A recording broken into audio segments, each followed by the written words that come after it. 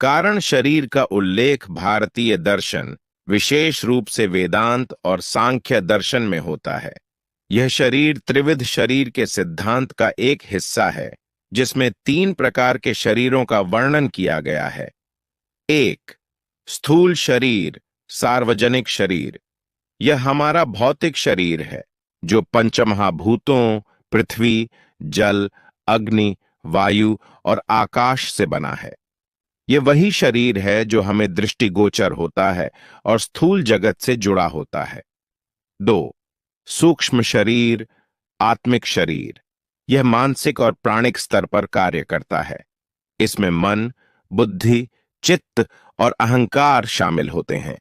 यह हमारे भावनात्मक, मानसिक और सूक्ष्म अस्तित्व का प्रतिनिधित्व करता है।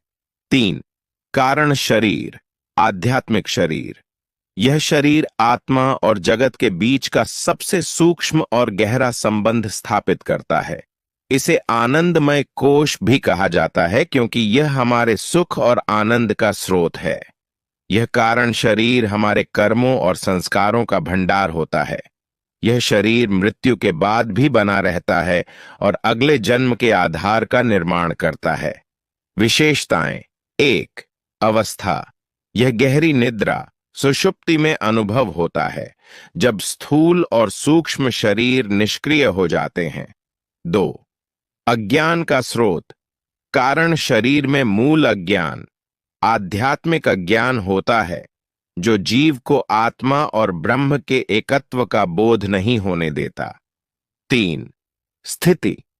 यह शरीर अन्य दो शरीरों का कारण है, इसीलिए इसे कारण शरीर कहा जाता है। उद्देश्य और महत्व। कारण शरीर के माध्यम से व्यक्ति के जन्म और मृत्यु के चक्र, संसार को समझा जा सकता है। यह हमें हमारे संस्कार, कर्म और आत्मा के गहरे स्तर की जानकारी देता है। आत्म साक्षात्कार के लिए इसे समझना और इसके पार जाना आवश्यक है, ताकि आत्मा की पहचान ब्रह्म से हो सके और मुक्ति, मोक्ष प्राप्त की जा सके। योग और साधना में स्थान।